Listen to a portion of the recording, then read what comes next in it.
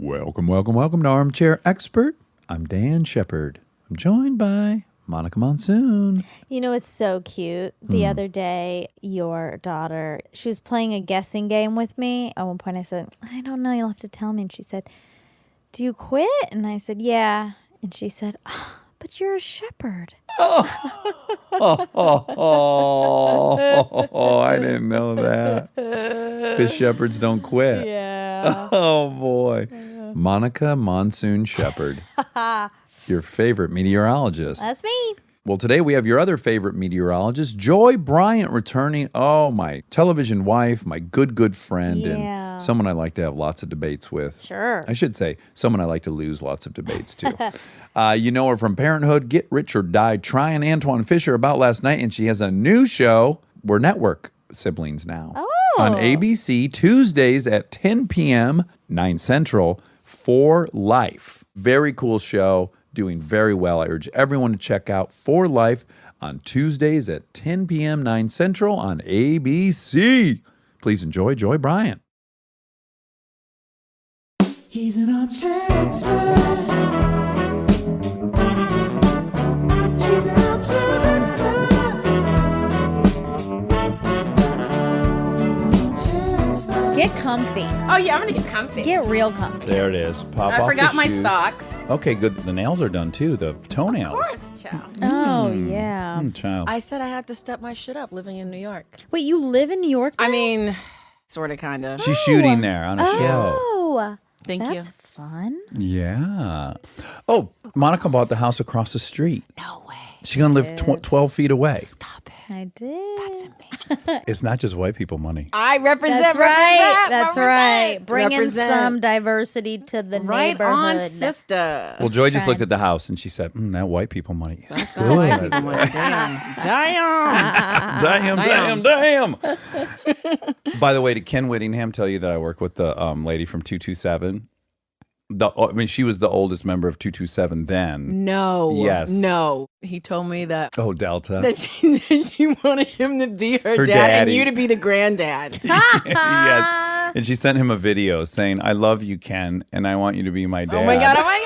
Oh my God. God. That is the best. Wait, you're going to be her granddad. I'm going to be Ken's dad, which is exciting. Monica, Joy lives in New York. Can you tell? Well, first, welcome back, Joy. I mean, like, I'm kind Yeah. of technically bi-coastal, I guess. Sorta, you know what I'm my saying? God. I'm not really mad at that. Yeah, how much time are you spending there versus here? I was there since like late August. I mean, I came back a couple of times. I got a place there. I got a place here. Wait, was that so? He's bi-coastal. She already You said got mad that. houses. Yeah. Listen. I don't got white people money, but I got I got 2 houses and shit too. Okay. You understand? Here's what I'm wondering though, because I thought you had gone there to work. I did. What's becoming apparent to me is that you're just there. Because I'm working. And my husband, Dave works Poe. there too. So he flies in and out. So I don't really got to jet back all the time. You know what I'm saying? Okay. Like, I'm there. In the weather, you're fine. You're loving. No, I hate the weather. Then what are you doing there? I'm working. Okay, I saw you on some show with a bunch of women talking about drumming. One of the shows, The Real. And you were talking about drumming. Did you play for them? No. You didn't. So I have a drum set downstairs, by the way. You do? So we should definitely jam before you Yes, go. please. But I was thinking, if you put me on TV and said go, I would panic. No, I mean, I played on Colbert. Oh, that's right. Wow. But- And that was high stress because they threw me in I thought it was like, if anything, like, I'd like, all right, I'm going to start a groove and like, you know. Sure. They'll and then join. they join it because they're professional musicians. They can do shit like that. But they threw me in as the band was playing and just like I'm just going to. Mid-song. That was hella stressful. But I did it. You did great. Wow. I did it because my teachers like, don't even trip. Like, you can play any song that pops up. I'm like, I can? You can do anything. I was like, oh my God, okay. But you mostly also play an electric kit, right? No, I have a real kit. I know you got a real kit. I'm asking what percentage of the time are you playing the real kit versus the electric kit? Well, now that I'm in New York, You're very defensive. I'm just trying to figure out where you live and how often you I play live your electric both drum set. places. I had like a travel electronic kit, Right. but I have like a real drum set at home in LA. I've seen that. Parish Drums is really dope. Fly custom shit. But Very in New boutique. York, Yes, exactly. Yeah, very on brand for you. In New York, I have a Roland, not the portable one, but not the full-on massive electronics. I kind of got the one in the middle. I forgot which one it is, but I put it together myself, and it was leaning. Okay. And so I was leaning when I was playing until Dave came and fixed it, and then it just, he just turned one thing. I'm like, that's how. Can I ask how frequently you're playing? I mean, at least a couple of times a week. Do you like doing it after you smoke dope? Yeah, Are you better or worse if you're stoned? just different. Just different. Yeah, like I'm not smoking that much weed in New York. Oh, really? Why? I'm black and I'm renting. Yeah. Red flags. It's a big red flag. I do go outside and smoke a joint, but I don't want to go out, like. Yeah, but I want the truth. So when you go to rent something, is black an issue? I think it could be. I think my quote unquote celebrity status Sure. helps in many ways. Yeah. But I'm a black person renting, Uh-huh. so I'm not trying to fuck shit up. So point is, when I'm home in LA, I do whatever the fuck I want. So yes, I do smoke. Uh-huh. Here And I at do home. like to play, but I have to also learn how to play not stoned, right? So In case I you're can- ever on Colbert and they just pop you Exactly. in. Right. a little bit of wine, Oh, a little okay, bit of red wine. wine. Red wine and a little toki toke is always a good combination for A real lot of 1-2 things. punch. For a lot of things. Ooh, what other things? Is that your lovemaking cocktail? No. Oh, wait a minute. Ooh. Yeah, actually, it's a kind of an elixir of the gods because I can write to it, but I can't write too stoned or too drunk. But like a little bit of this, a little bit Sure, of that, yeah. just right there, sweet spot, bam. And then at night, in the daytime, is coffee. Right. Right? But you're a very moderate person, I would say. If I would describe you as moderate. Because let me just say, 2 beers makes you a better pool player. And then it's kind of neutral to about 4 or 5 beers. Then beyond 5 beers, the pool playing ability goes down. Like it's great to get a little loose and not overthink it. Yeah. And then you get sloppy. Yeah. There's a sweet spot. And what I've observed with you is that you kind of live in the sweet spot. Was because I'm older. I'm trying to think the most stoned I've ever seen you. We went to a movie one time and you were hanging on by a thread. I went to sleep. I don't like being stoned with too many people who are not stoned. You know what I'm saying? Like, I don't want to be around crowds. Yeah. I like to be in a space that's like a controlled environment, chill. I just don't want to be around mad people. It makes me like paranoid. Well, and now that brings me to the last time we saw each other in real life, which was at that enormous event for ABC, both promoting our shows, your show, For Life, Yo. my show, Bless This Mess. Yes. I asked at one point, but there was like 1,000 people there or something. It was some astronomical amount of people. Yeah. And then we found each other, and what a fucking life raft, right? I mean, Oh, okay. So I wrote down fun things that I want to talk to you about. The first thing I wrote. So before Joy got here, I ordered a couple of bison meatloaf sandwiches. you turned me on to like one of the greatest sandwiches. I'll give a of all shout out time. to Stamp Proper Foods on Hillhurst. Thank you, Stamp. Beautiful, beautiful. Maybe the moistest. I know that's a triggering word for a lot of people, but a damp meatloaf sandwich. Well, don't say damp. Yeah, damp is way worse. Juicy. Juicy. Juicy's I such like a good that. word. Stay juicy, my friends. Yes. So I introduced you to it. Then you hit me up about, I don't know, 2 months later, and you said, "Hey, just by the way, I've eaten that place like 20 times now. Every single That's time not, I see, cross." I'm not moderate. See, I Wow. get something and then I OD on it and then I get normal. But I go like full crack status. But you don't eat 4 of them. You eat one. You just eat it At one frequently. time, you mean? Yes, I'm saying you do eat it frequently, but Frequently. not. You don't eat 2 of them, right? You just have one. In fact, you just had half of one. You're saving one for later tonight when you probably Right. have a little wine and some puff puff. So I found out through our mutual friend Ken Whittingham that you are real hot for duck over the last year, and that Yo, you're eating it's duck all about like that duck life. and you're eating duck like 6 Good to 7 duck. times. No, I'm not eating duck 6 or 7 times. Although the first time I had duck was last year. It was at the Beatrice Inn in New York. And I'd never had it before. I was vegetarian since 94. And before that, I'd never had duck. And so there was beef on the table and duck. And I was like, all right, cool. I could do the beef. And then my friend I was like, I'm like, I've never had duck before. Should I try it? He's like, yeah.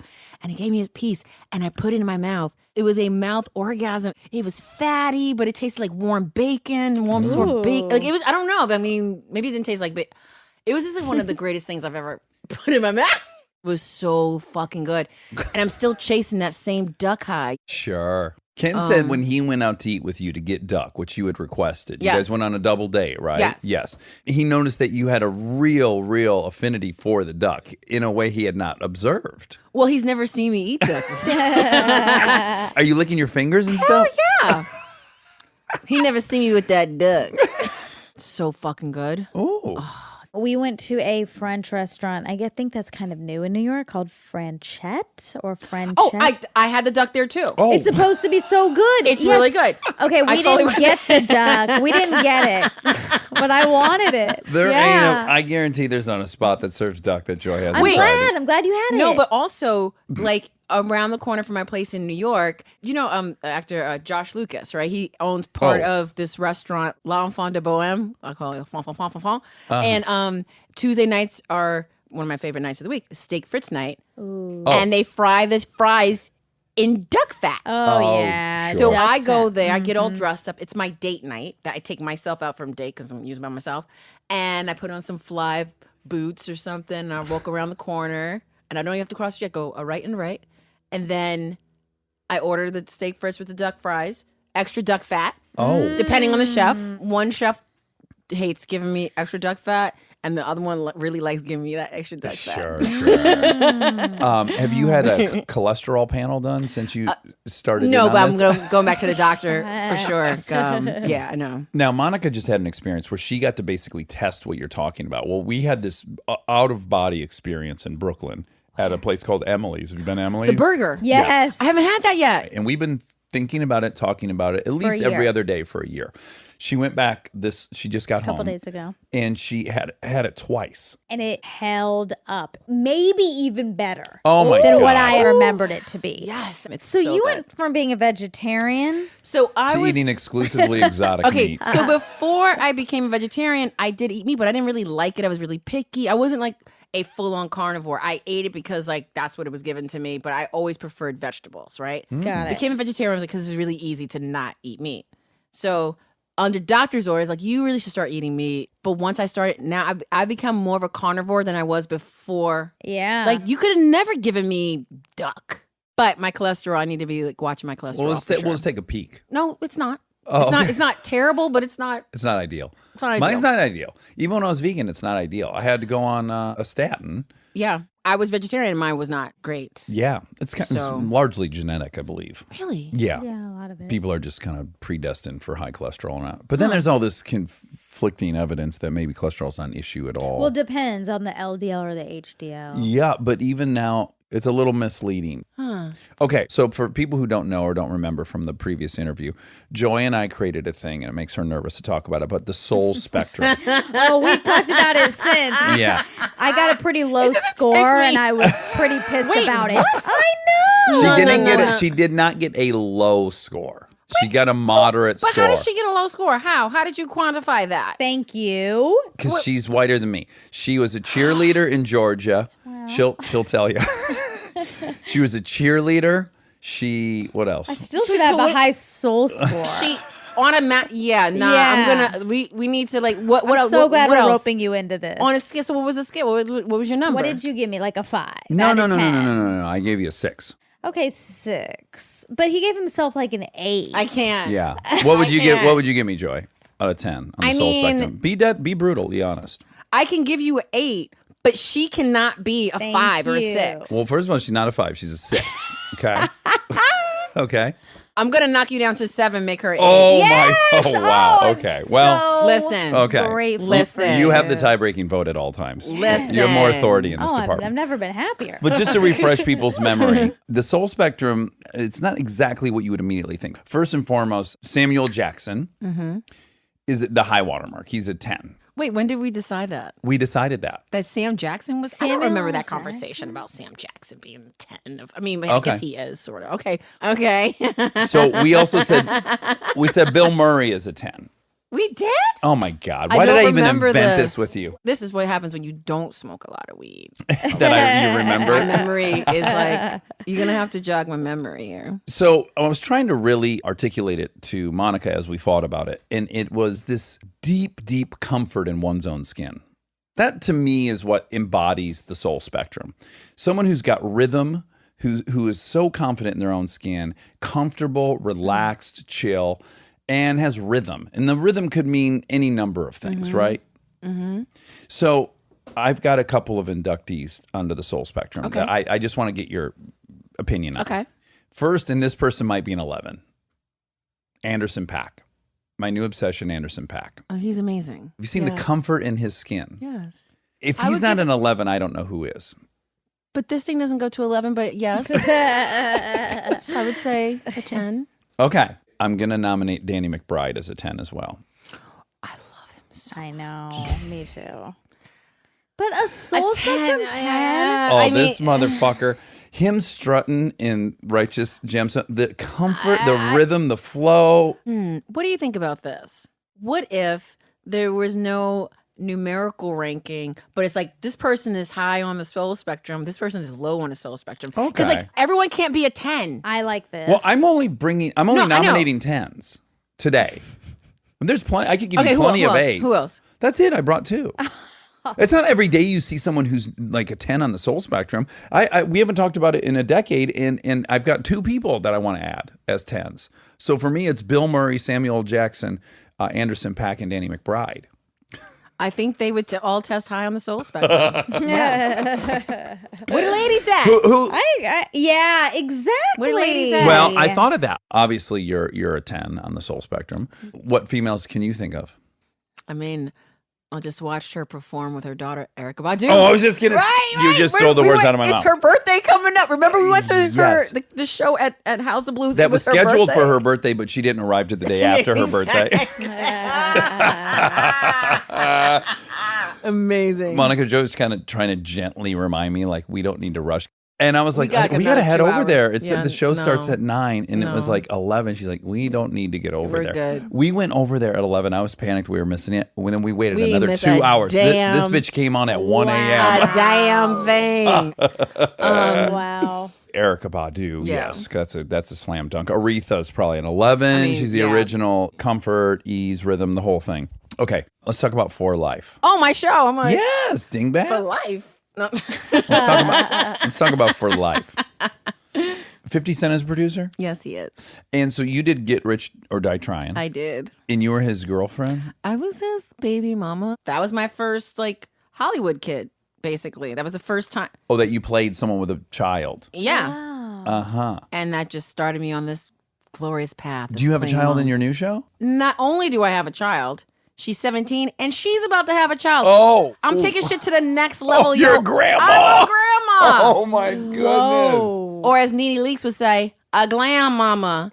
Or as I would say, hot nana. Wow, so you're going to be a grandmother. Yes. Oh, this is so exciting. Somehow I missed that part. In the pilot, our daughter, who's 17, is pregnant. And I knew when I read it, I'm like, okay, yeah, she's pregnant. Okay, yeah. Right. It was until after I'd done the pilot and I was like maybe a couple weeks later, I was like, wait a minute.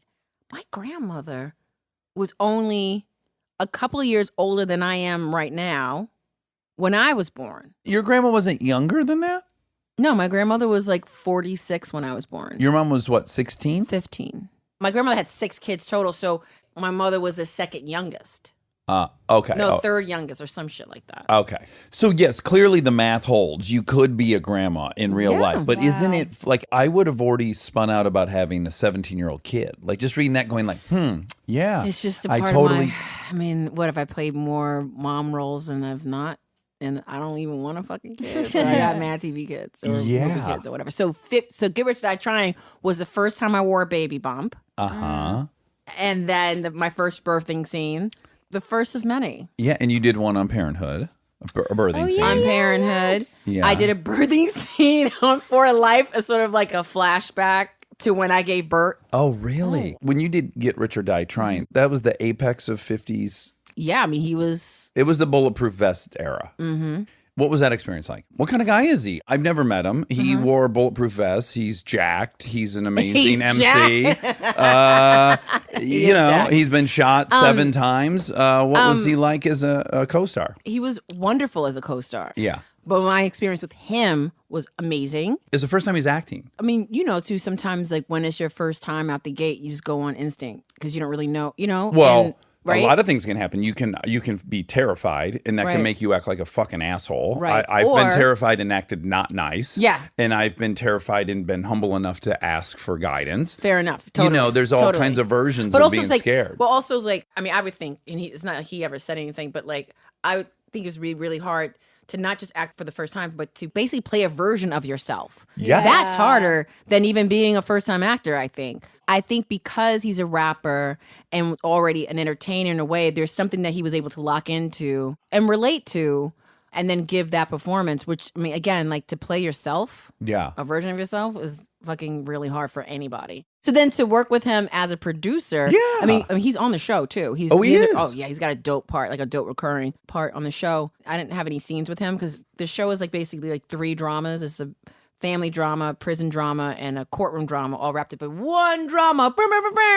And so many characters do never intersect. Am I right in that it is the story of a guy who got sent to prison and then became a lawyer in prison and then fought and got his way out? Is that yeah? So our show is inspired by Isaac Wright Jr., who was convicted like under like the drug kingpin law, whatever, in Jersey. I think it was Jersey. Yeah, Jersey. And so he was wrongfully accused and convicted to life plus 70.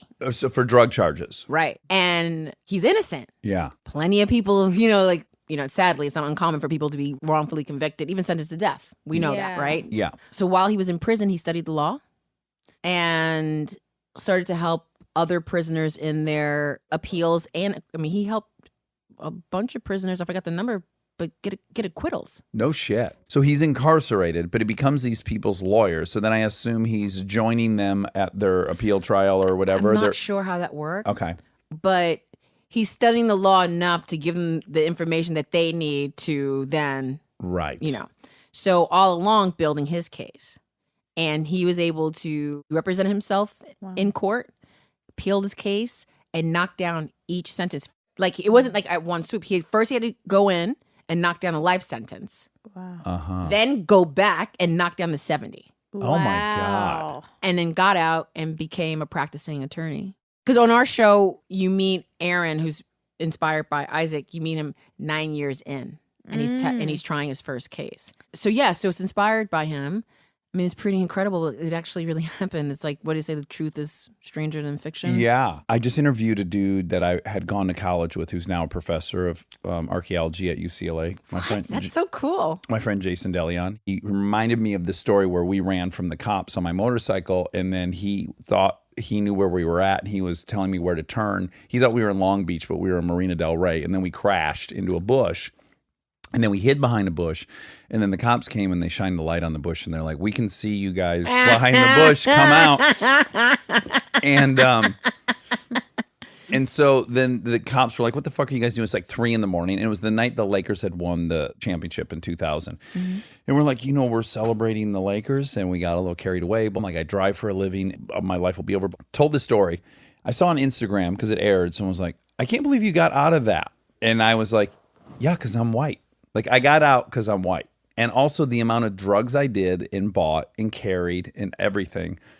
I'm 1,000% would be in prison if I were black. Yeah. I'm like, I would have been stopped so many times and asked what I was doing. But even if you ain't have nothing. Mm-hmm. Or No, do nothing, totally. Right?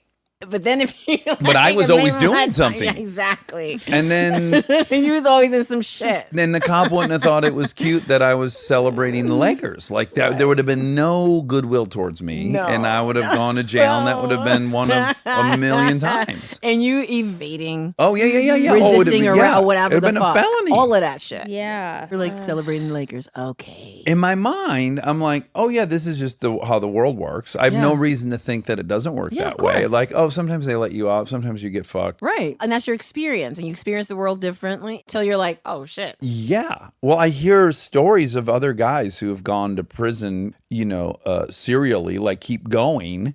And quite often the things that they were sent over and over again for, or especially parole violations, I'm like, yeah, I did all those things. Yeah, definitely. Because you and I had a fun text exchange the other day.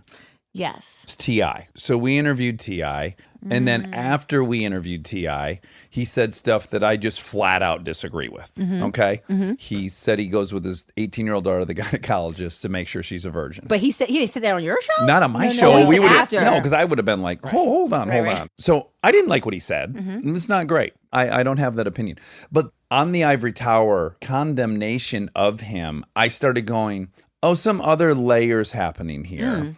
And the thing that ended up irritating me a lot was if you're born into a household with two college-educated parents who are already liberal and raised you that way, and you left the house at an 8 out of 10 on the woke scale, and then you got yourself to 10, okay, you went up 20% from how you were raised. And T.I., as he said on the show, supported his mom from the time he was like 10 years old. He watched his mother get abducted in an apartment and duct taped and held at gunpoint for 4 hours. He basically lived through and endured a tremendous amount of trauma that most people will never experience. And then the culture, he had to be uber masculine to survive, this heightened masculinity. So the fact that he is out and raises a family and generates money and is a good dude, his level of growth is tenfold of what someone who went from an 8 to a 10. He far exceeded what he was brought up in. And there seems to be no appreciation for that. There's just, you need to be this. I don't understand that connection to what he said about taking his daughter to test her hymen. Well, the people that were furious at him were so righteous about how wrong he was and were so judgmental of that error he made on that topic. And I just felt like it was a lot of people who grew up in a house that was 8s and now they've reached 10 status. Well, I think it's fair game for people to be like, yo, homie, what the fuck are you talking about? Testing, I think that's legit. Yeah. Like, I can be critical of that while understanding the struggles and strides that he made in his life. That's, yeah, okay. But what him saying that about his daughter is very Handmaid's Tale. It is. Okay. Yeah. And he can be called out for that, but that doesn't negate his struggle. That doesn't negate the things that he's done. But I can be pissed at you for saying, I'm not pissed. I'm just saying, like, one can be pissed at him for saying that, but also be like, yeah, he also does what he does and he's cool, whatever. Yeah, I just think there's like a willful ignoring of all context. Like, that's treating it as like all things are... I do think that where we are right now, people definitely will call your ass out for shit. And you're like, okay, really, you don't call people out for that, but you're not calling out, like... Yeah, I don't know. I just felt like... Everyone has an opinion. I feel like it's a little hypocritical to have grown up with every single opportunity and you're holding this... But that's assuming that everyone who was critical of him came from that. There are people who are critical of him who also grew up the way he did. Sure. So I just think that, like, it just gets annoying when everyone's like, rah! But when you say shit and, like, listen, everyone has a fucking opinion because of which is great because of social media. Everyone has a voice and everyone has an opinion. The flip side is that everyone has a voice and every opinion. And you can be on the receiving end of that shit in a great way, and quickly they turn on your ass the next day, and then they forget about it a week later, and then it's good again. I don't know. Yeah. But I just don't see the connection of, like, people calling him out for that, how that relates to how he grew up. Or, like, that you should be like, okay, well, damn, he grew up real fucked up, so we should give him a pass for saying that. Even joking about his daughter's body is just problematic. Just regardless of whether it's a joke or not, that's the problem. That's the problem. But I'm not gonna call you out because I don't care. You're probably right. You're always right when we argue. No, it's but I also think if Yeah. you grew up in a way where you watched women get used a certain way, and yes, that then affects the rest of your view on life, and That's you think, okay. I gotta fucking protect this person. Now, I think the way he's, quote, protecting her is absolutely backwards and wrong. I don't agree with it. But I also recognize that he probably sees a much greater threat than someone else might see. I think it's okay to challenge people, even if we like them and like the things that they do, the art they create. We're all, like, trying to do better here, and we're all learning how to, deprogram ourselves from racism, sexism, and all these things. And sometimes there's an intersection of the 2 or 3 or 4. And all of us are learning how to use the right language, not in a overly PC kind of way or whatever, but all of us are trying to figure out, like, how to use correct language, and also how sometimes some thoughts and some ideas we have are fucking problematic. Even as a woman, I can have views that are internalized sexism. You know what I'm saying? We're all learning about how to evolve. So you don't get a pass because I had a fucked up life too. Yeah. You don't get a pass for that. Yeah. Right. But do better. Yeah. That's cool. Uh-huh. Yeah. Okay. Huh. You know? I think he might have 180'd me. I like that. Stay tuned for more Armchair Expert, if you dare.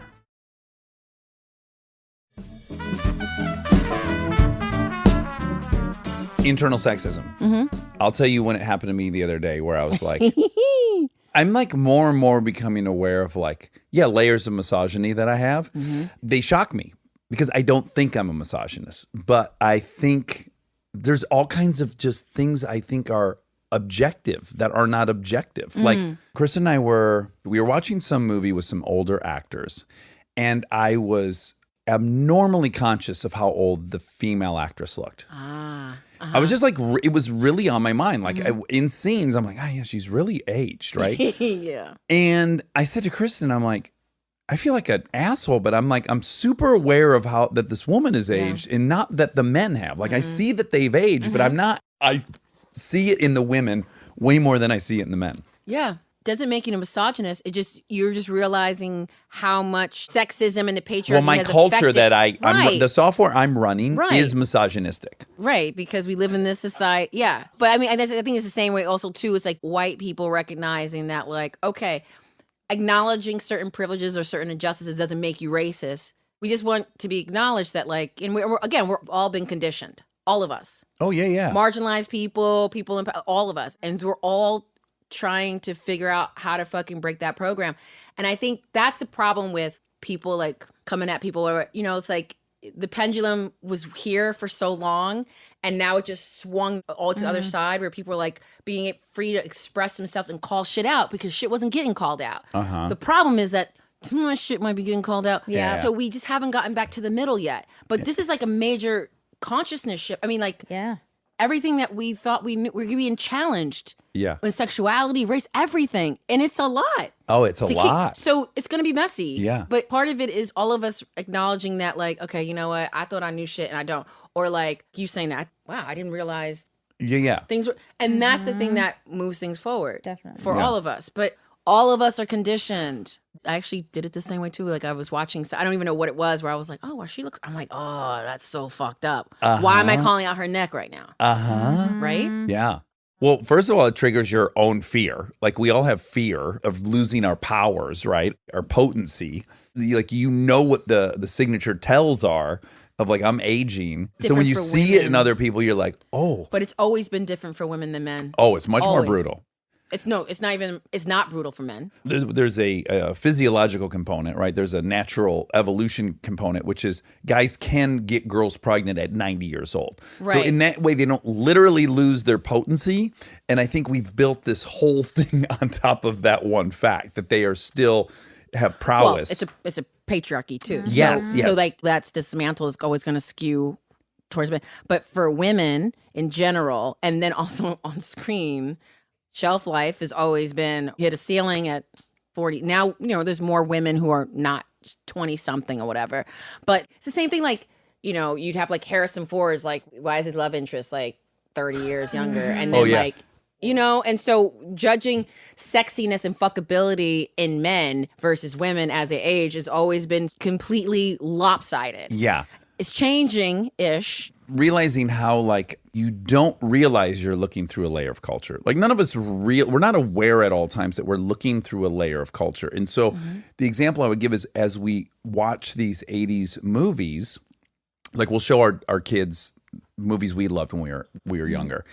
They certainly haven't fixed the age gap on TV between men and women, but it has gotten dramatically different to the point that we'll be watching these 80s movies and Kristen's like, the 50-year-old man's wife is 23. It's in every movie. Now, when we were growing up, you weren't aware of that. No. I was not aware of that in any way whatsoever. I mean, I know it's kind of, it's Woody Allen, but I just watched Manhattan the other day. And what's I can't remember how that one goes. The plot, it's like he's 42 and she's 17. Oh my goodness. Yes. But like, it's really on brand for him. I mean, totally. Yeah. But like, did anyone blink an eye back then? Yeah, no, probably well, American not. Beauty, No. which I love. It's a fantastic movie. It won the Best Picture. But that's the premise. It is the premise. At least it's baked in. It's not like this is normal. It's showing that this is warped a bit. Yes, but it is playing on this stereotype that his wife is older and she's shrill. And this one is young and vibrant. And Yeah. again, The wife's validates his controlling. manhood and his Totally. virility. Because the male ego is so fucking fragile. And Annette Bening, who's perfect in it. She's so brilliant in that movie. But she's so controlling and she can't let go of the fucking couch. And there's just a lot of like generic archetypes about a older woman. And then there's a younger woman. Interesting to watch that again. Right. I Yeah. guarantee. Through this lens, of Yes. course. Yes. Now, the one though that I even knew at the time, I was like, this feels dicey, was Soul Man.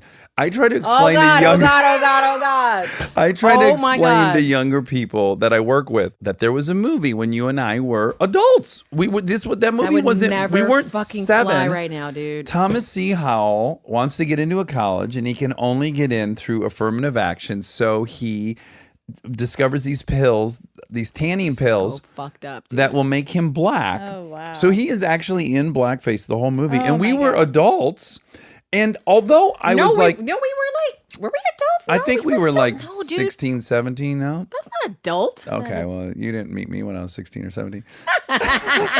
You was ground. I was holding shit down. I was grown. You were grown. I was a grown ass. You ground. I could tell I was like, this feels dicey, but not to the level where I was like, this is insane. Whereas now, of course, I would be like, that's insane. It's insane. Well, there's a lot of stuff that you can't. Yeah, like look. We are But- constantly evolving in consciousness and understanding and awareness, and that's what's happening. This is great. Okay, so our next viewing party is Soul Man and American Beauty. What a tasty night. I don't know which one's first. And maybe Manhattan, too. Which I really like that movie. Well, Even though it's problematic. You know what I'm saying? Like the shots are beautiful. Like Yeah. the frames. I mean, yeah. But it's like the TI thing. There can be things Listen. about it that are Yeah. good that you can take away. we're also learning about, things are non-binary, right? Like, listen, there's complexities to everyone.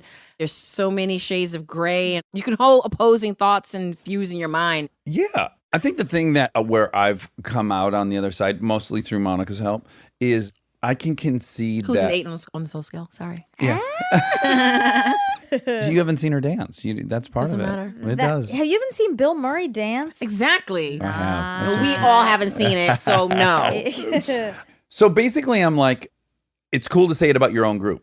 I'm free to talk about the white trash that I grew up around, and there's tons of funny stuff about that, and I can make fun of that. Yeah. And I'm getting at peace with that I'm happy with that because, and part of it is because now there are so many voices that have been empowered. Like Hassan Minaj has a voice. Yeah. There's a lot of people that have voices now that didn't, and there was all this funny stuff that like anyone could have observed that these are funny things. Right. But now there's the right people to observe those funny things. Right. But now Chappelle's he's observing some shit that's not his own stuff. But Right. I also love that because, I mean, he's got a joke in the special where he's talking about the opioid crisis and he's like, white people are going down. He's like, I kind of know how they felt about the crack epidemic now. I don't really care too much. And I was like, oh my God, what a fucking thing to say. Like, yeah, all the white people are dying of opioids. No, I don't care too much. And I was like, this is brilliant. Yeah. And he's calling out the other thing. And Well, I mean, I think as a person of color, you can comment on white people because like we've had to know so much about white people and they never have to know about us. So if anyone's a fucking expert about talking about shit like that, we can talk about it. We actually can. That joke is not about white people. It's about white people's reaction Right, to black people. right. no, It's not- I think it's a joke about in-group, out-group, personally. Yeah, nah. You guys disagree? It's Nah. good. Yeah. No, I think it's a joke about like, oh yeah, you're worried about your people. People are worried about their group, their population, and people are not worried about other populations and groups. That's just human I nature. See that. Oh, okay, yeah. I see that. Like- And it was also what she said. Actually, it's both. I think it's both. It's both. Yeah. Yeah. Remember? Non-binary thinking here, Non-binary. right? Right. Many options. Yeah. Yeah. A Both are spectrum. true, actually. Mm-hmm. What else? Oh, well, I mean, our debate about car notes, house note, Yes. it's still ongoing because I sent you that screenshot Yeah. of one of the comments on Instagram. Yeah. It was one white guy said we called it a car note too. I don't know if he was white or black, but it was somebody who works in financial shit who said, Uh-huh. who said. But that's not really the debate. The debate is black folks say car no and white folks say car payment. That's just a fact. Certainly there are some white people who say car no, and there are certainly black people who say car payment. But I'm talking about majorities here. I'm saying that 70% of white people say car payment. You're going to do an informal survey, and you're going to see all the white people who say it's a car. They say car no, house no. Okay. Or what's the other thing? If they don't say house payment. Car payment. I'm late on my car payment. So you can't even remember the name of it. First of all, house no, car no sounds better than fucking payment anyway. So you know what? Y'all can have white people. Y'all can have the payment. Black people gonna say car no because that's more creative and funky and soulful on the soul meter. House no and car no is a fucking 10, and your fucking lame ass payment shit is a 2. I completely agree with you that the word note is higher on the soul spectrum. It's so much higher on the soul. You know what? There's no right and wrong, though. This observation isn't like you guys are saying it wrong. I don't know the goddamn origin of payment or no. I just certainly know that my black friends were late on their car note, and they weren't late on their car payment. My white friends were late on their car payment. It's so much higher on the soul spectrum. Let me ask you a real question. Yeah. You get the sides for the day. You get the script. You get the scene. And it's you going to the bank. I can't make this house payment. Do you say to the writers, she wouldn't say house payment. She'd say house note. Hypothetically speaking, if that, I would be like, can I just say house note? Oh, I would just say it. Right? Well, we try to keep it real as possible. I mean, one thing. Yeah, tell me. And this was amongst all the black people on the show, mainly the black women. Black woman characters. Yeah. When we're going to sleep, we're not wearing our headscarves.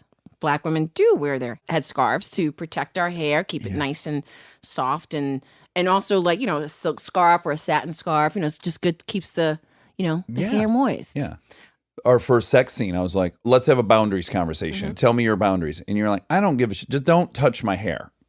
And then I was like, good to know. Yeah, good to know. That's Don't not be running your fingers through somebody's hair like that without fucking asking. I see. Okay. So then I learned, don't fuck with a black woman's hair. Just Right. don't. Ever. Yeah. Well, and white people, don't be walking up just putting your fingers in people's hair either, because that's the other thing too. You know what I'm saying? Oh, your hair's so pretty. Why are you touching me? Yeah. Stop that. Yeah. But I was saying about keeping it real, right?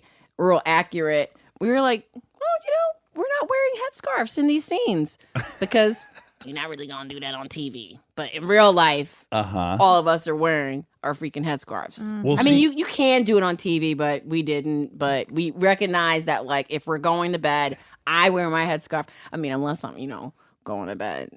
Sure. What I'm with saying. a couple puffs on a doobie and one glass of wine, and it's coitus time. Does Dave, the Pope, is he ever laying in bed and he's like feeling frisky, and he looks over and he's like, gives Your you a husband, look. we should tell you. Yeah. And he's like, he kind of just looks at you a little longer than he normally would. And then you just grab that headscarf. Does he know, like, ooh, not happening? Wait.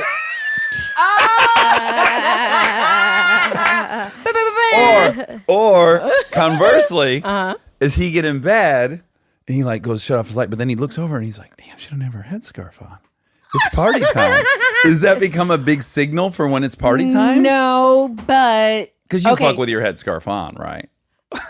No, I don't actually. You never fuck with your headscarf No, on. but this is what I've done. If I'm in bed with the scarf and things go in a certain direction and his shit is going down, I'm taking that fucking scarf off because, like, I'm trying to give you a whole look, boo. And also, I don't want to be. If I catch a glimpse in the mirror, I don't want to see you fucking me with a headscarf. That just doesn't work. It's not sexy for me either.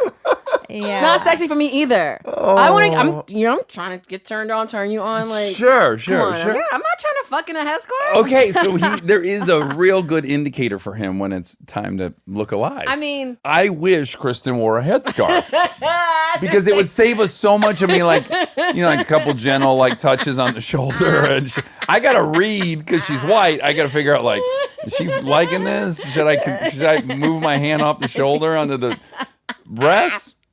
But if she had her headscarf on, I'd be like, don't even come knocking at the door. Listen, you should maybe bring it up to her. Listen, a silk headscarf is great for everyone's hair, and also a silk pillowcase for your face. Well, She does use a silk pillowcase. Yeah. she does, but that So is not it a is- green light for coitus. Just to let you know. That's true.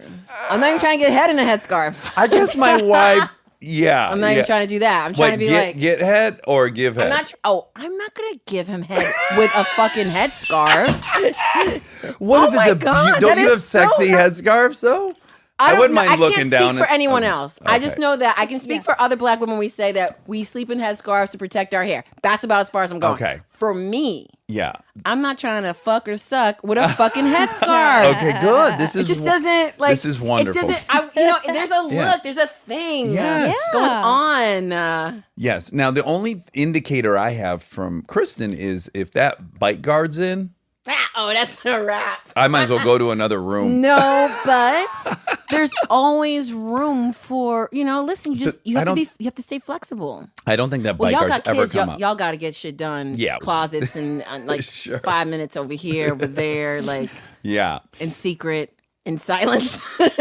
So that's my last topic actually for you. So I brought this up last time. Mm-hmm. And I had many times on set when I had a kid, I was so excited about it. Mm-hmm. And I was very encouraging of you to have a kid. And then you wrote this amazing essay on stop asking me if I'm going to have a kid or something. It was worded Dax. something. Right. Hey, Dax, stop telling me I should have kids. I had to Dax. write this fucking article, this op-ed to get you to stop. And then so I read it and I was like, oh my God, I'm a part of that problem. Because you knew which one too. You were like, "They're so much fun." They're so much fun. That was you. Well, I also said you guys would have a beautiful kid. Yeah, no, but I was specifically talking about you. Because you were the only person who said they're so much fun. Yeah. I've changed my tune I on know. that. Yeah. I totally know that. Like, because if you didn't, you're a fucking liar. Like I said in the thing, you fucking liar. Dax. It is interesting. It is interesting because, ultimately it's still a big win. Like, it's still a huge win for What? me. With kids. Oh yeah, for you. For me, it's still a huge Fabulous. win. But, I mean, they really, really throw a wrench They into fuck up your money. They Yeah. fuck up your time. Yeah. They fuck up your Just lately, I've been like, stress levels. I've had the strongest desire to just go sit somewhere for like 6 days with nobody asking me anything. Like that's that's not my happening. dream vacation right now. Is just to With go nobody sit, asking you any. sit in a hotel room by myself. That's like seems ideal. So now I've come a little bit more towards your side over this It's such a almost great 7 side. years, and you've not wavered at all. Oh, I am so rigid You're and so firm good. You're so okay. in my decision. I reaffirm every single day. I think even more, though, it was much deeper than just like, oh, you should have kids. I also found it to be very cathartic for my own childhood, Yeah. weirdly. So there was like a therapeutic aspect to I it can that see I that. really wanted for you. Let's assuming that it's assuming a lot, but I can see that. It is assuming. Well, it's assuming a lot, but also I can know see a that. lot about you. Yeah. I'm at a place where I think that I would be a good enough parent. Yeah. So I don't think like I'd be a terrible parent. Like, because that was something that I probably like in the past was like, oh my God, I don't want to be like, her or whatever. Yeah. But I know that I would be a good enough parent. Still make me want to fucking do it. Yeah. I'm not urging you. Oh, no, I know. I'm over that. I learned my lesson. Oh, yeah. See, evolution, you evolved. But I do wonder, I'm still curious about it because we're different ages now. Like, as shocking as it is, you and I were like 32 on Parenthood 33. Nuh-uh. So 2010, 2010. it first aired, and we had shot the pilot like 9 months before that. So 11 years ago, and you're 45 and I'm 45. So we were 34. Shit. I know, it's disturbing, right? Wow. It's all a blur. I prefer to be older. You do. Do you think about mortality? Yeah. I feel like I think about it more so now being at the age I'm at than ever in my 20s or 30s. And how could we not? I'm going to add to this. My dad died at 62 and your mom died at what? 50-something. 50-something. Yeah. So you and I in particular would Yeah. be wise to just consider, okay, well, worst case scenario, we follow in our parents' footsteps. Well, I mean, TikTok, motherfucker. I'm in therapy about that. Okay. My grandmother died at 65. My mother died at not even 55. Right. So I had this thing that I was going to die at 45, actually. Uh-huh. And I'm going to be 46 this year, so I made it. Yay. Yeah. Sort of. Well, I still got like how many more months till October? I find it to be a little discomforting that, yeah, my dad died so young. I'm definitely thinking about mortality, my own, and then dealing with others' mortality then reminds me of my own, which then kind of feels like, fuck, we're at that age now. Because, like, while our parents died relatively young, Yes. right? Yes. And my grandmother died when she was 65, I was 19. So I've dealt with that dynamic for a long time.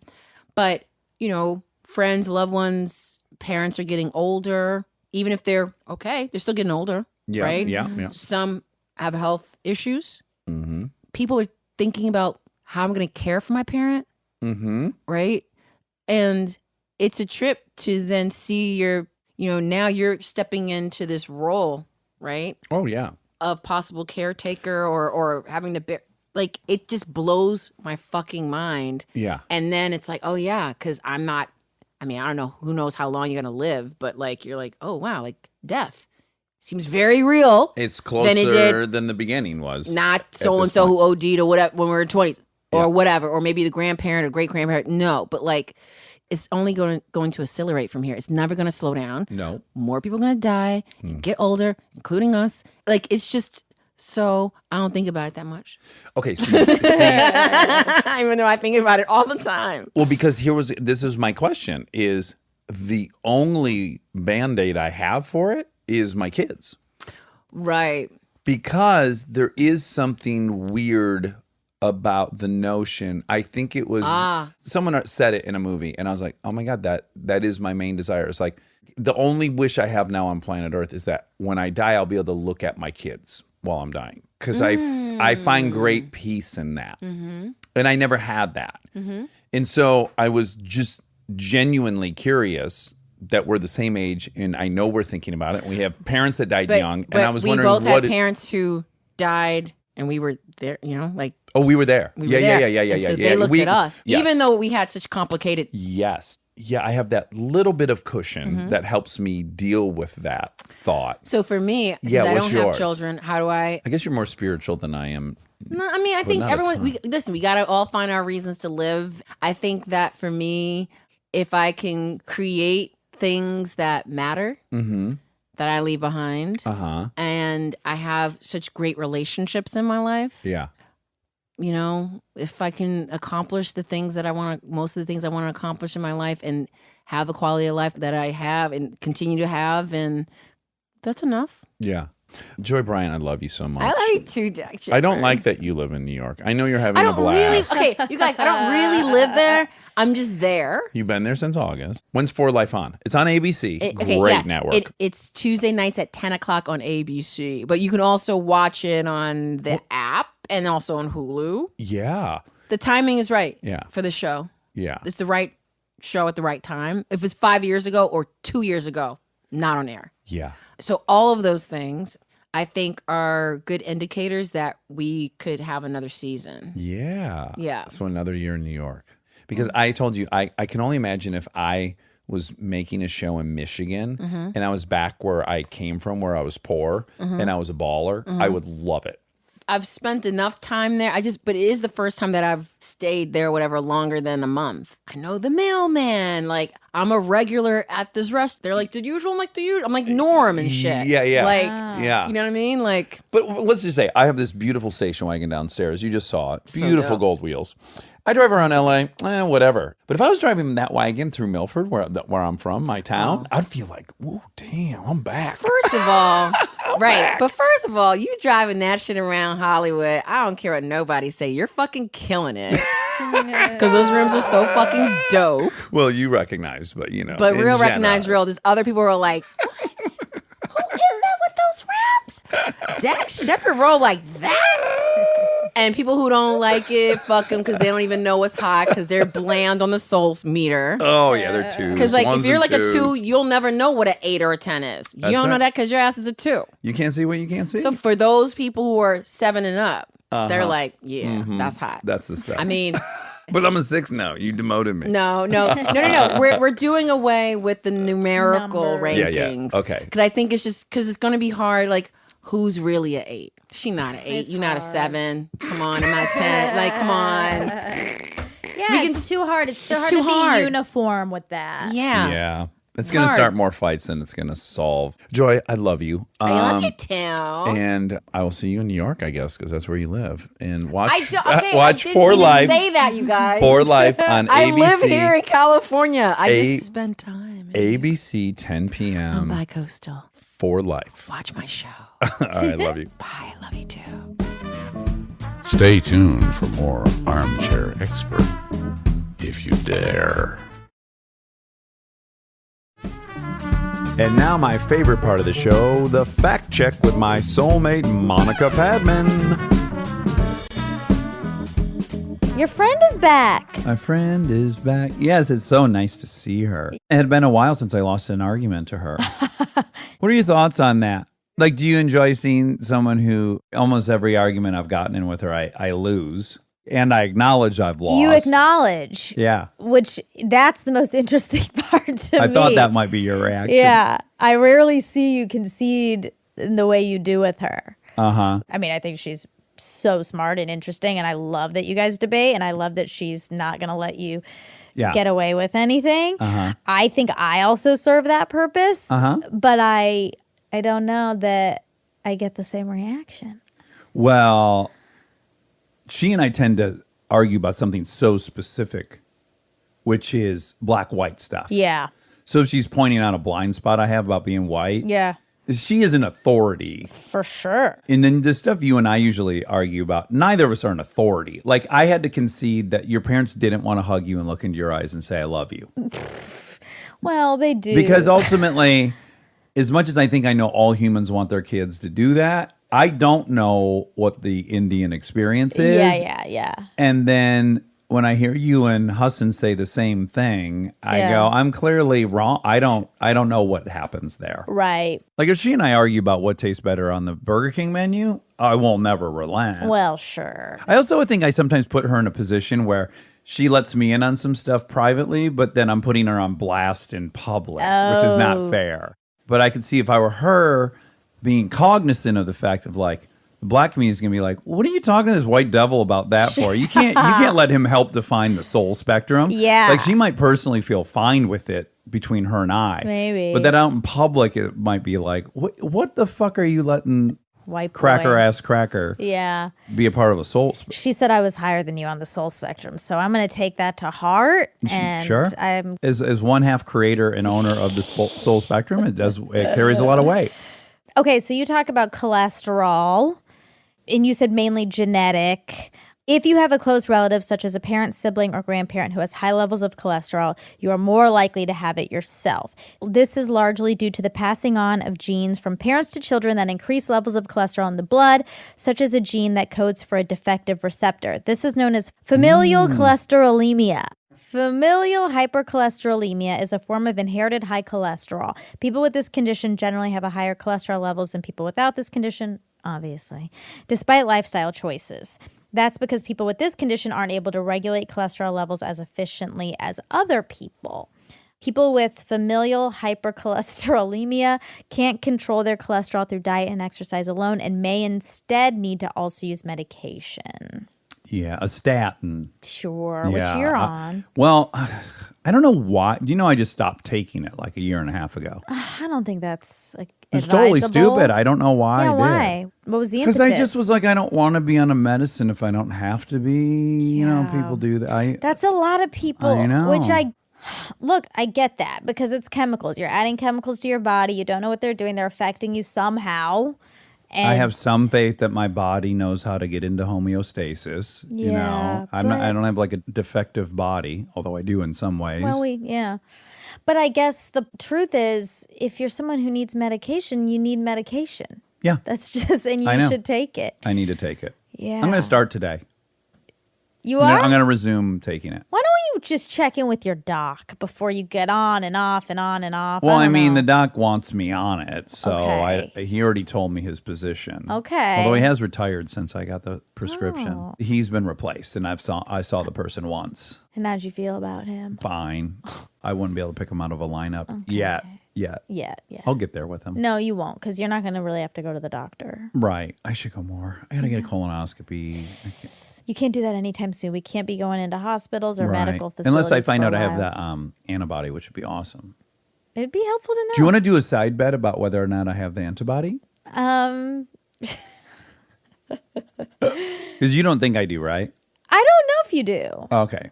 But if you had to guess can one way you or another. only get it? You would only have the antibody if you had had the Are you pathogen. sure? 1,000%. Because your body makes a specific, unique antibody to attack that specific virus. you can only have immunity if you've had it. That's right.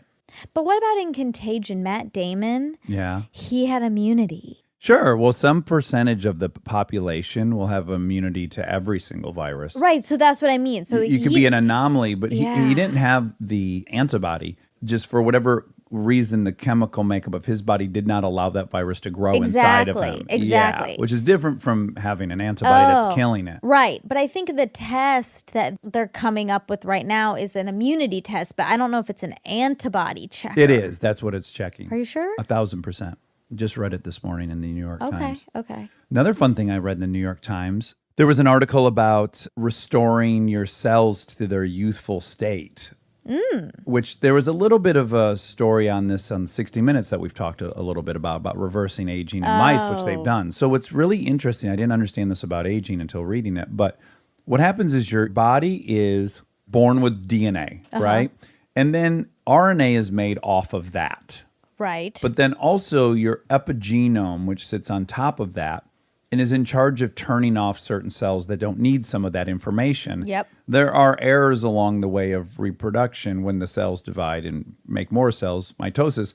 So the epigenome over time has all these flaws in it. It's telling the body not to read certain genes that it should read. Okay. And what this thing does actually is it just gets rid of that epigenome so it can reset to basically when you were young and there's no errors in it and your body can read all the code on it. Whoa. Because your DNA stays the same. It's just how it's being read deteriorates over time. Interesting. But what's interesting is they can take it too far back. If they take it too far back and you have no epigenome or no RNA already on there, it can cause your organs to grow explosively. It wants your epigenome to have the memory that it's already grown the heart for the first time. So it doesn't have to have this like newborn explosive organ God. growth. So they don't want explosive organ growth, but they do want it to read all your DNA. Wow. And they've figured out ways, at least in mice, how to give the right amount of clearing of the epigenome. Isn't that fascinating? That is fascinating. More proof for the simulation. Because I was like, oh, according to this article, I'm like 10 years out from being fucking returned to 23. Wow. 10 years was the timeline? No, I just was what I was, Wow. projecting. That's amazing.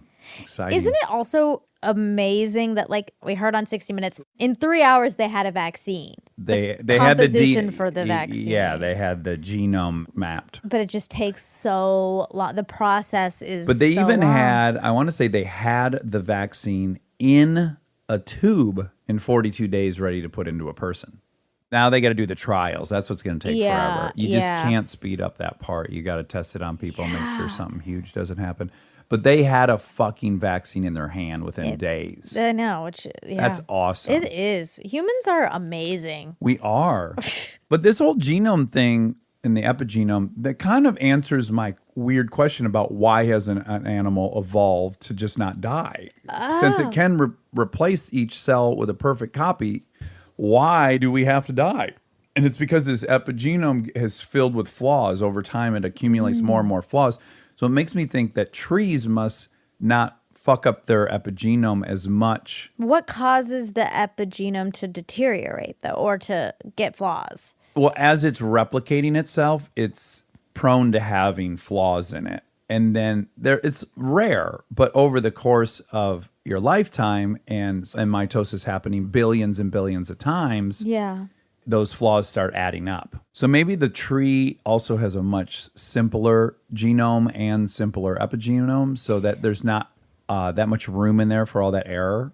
It just seems like if this was only this at play, there would have to be at least one person to have lived whose epigenome was not Flawless. flawed. And then It sounds like it's just a numbers game. Like there's just a probability to error that's going to happen 1 in every million copies. And just over time, because there's so many billions of copies being made, it will. Yes.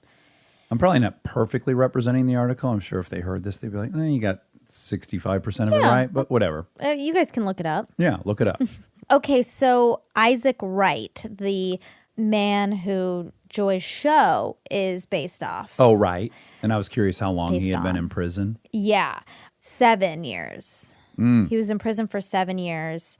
So after his 1991 conviction, Wright was sent to a maximum security New Jersey State Prison in Trenton, where he began working as a paralegal on other prisoners' cases. I got over 20 people out of prison, some with life sentences and others based on getting their sentences reduced. Wow. Yeah. Good for him. I would just be selfishly trying to get myself out. Well, I think he was building his own case as well, but like, why not help others? You'd help if you had the tools and you could see in other people's cases like would. ways.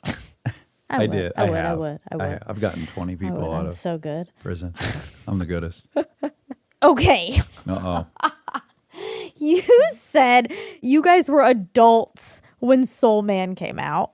And then she said, no. And then you said, yeah, we were like 16, 17. And then she was like, well, that's not an adult. Mm-hmm. But it came out in 1986. You were 11. So you weren't even close to an adult. Right. Right. Well, that's sixth grade, pretty adult life. Oh, I had a my- moped. I was mobile. Staying out after dark. My goodness. That's still pretty recent. To have that movie in the marketplace. 1986. Before I was born. Yeah, 1 year. Well, you were in your mommy's belly. Yeah, well, I don't know what. Definitely a summer release. If it was a summer release and I wasn't in her belly yet. You entered in like December. Yeah. Got in there and right around Christmas time. Yeah. A shock one. It was feeling. Okay, well, I don't okay, want to. We don't okay. need to go down that. Actually, I path. bet it was normal. I was feeling frisky. Don't talk about them like that. Why? They're Ew. sexual creatures. Ew, you don't like talking about your mom's sexual I don't mind. It's not my favorite topic, No. but my mother talks to me a ton about her sexuality. Oh yeah, so it was 32 years old. Oh, 33. I'm 32. Yeah, Am I 32? 32. Okay. For another few months. Do you think we'll still be in quarantine by the time it's my birthday? Maybe. It's only 3 months away. No, we're in No. 3. It's 5 months away. So that would be not great if we were. We're not going to be. I'm going to have a party where everyone stands 1 foot away from each other. That's how we'll celebrate. Oh my God. Yeah. And a scrum. What's a scrum? A scrum is in rugby when Oh, they all yeah. gather around the ball and they're all touching each other and they're in a scrum. Yeah. You should have a birthday scrum. I will. Oh my God. That's so fun. Monica's right now. 33 birthday scrum. All right. That's all. There weren't very many facts. Just a lot of debate and chatting and fun. I really lost that TI debate pretty bad. I'll blame half as I didn't roll out my case nearly as eloquently as I was hoping to. The next day I thought of a way I should have phrased it. Like I was really smarting from that defeat. I didn't roll it out very well. Because black masculinity was taken from them. Yeah. Their autonomy, because of that, there is a hyper masculinity in the black community that I think you have to be understanding of. You don't have to accept and you don't have to For sure. say carry on, but you should at least acknowledge there's different stakes in the black community. And there is some hyper masculinity that's pretty toxic. And my only point is people should only be so commensurately proud of themselves with how much they actually evolved out of where they came from. Yeah. And if you could quantify it and say your average white person evolved like 20% out of above what they were raised to be, and then here's a guy who's probably evolved 40% above. He's actually covered more ground than a white person, yet the white person is very much on a white pedestal saying like you're trash for thinking that way. I mean, I think there can be both. There can be understanding of why this person believes what they believe. Right.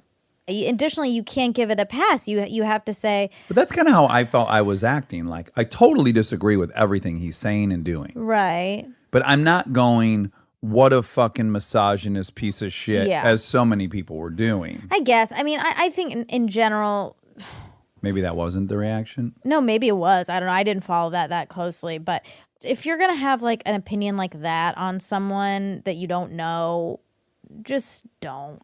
Just Yeah. don't have an opinion like that on somebody you don't know. Like, you can have an opinion on what's morally and ethically right and wrong without saying this person's a piece of shit or Well- fuck this person. Yeah. Anyhow, so, and I wouldn't say you lost.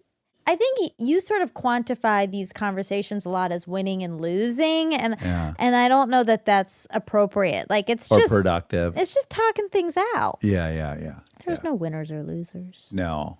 But if I can get someone to acknowledge that the way I'm framing it is more logical, I feel like that's a victory. And I then know, conversely, when they do that to me, I feel like, oh, that's a victory. I'm going to adopt actually the way they're thinking about it. Sure. But you're right. It's a stupid way to try to evaluate. I don't know. I don't know either. I love you. Love you.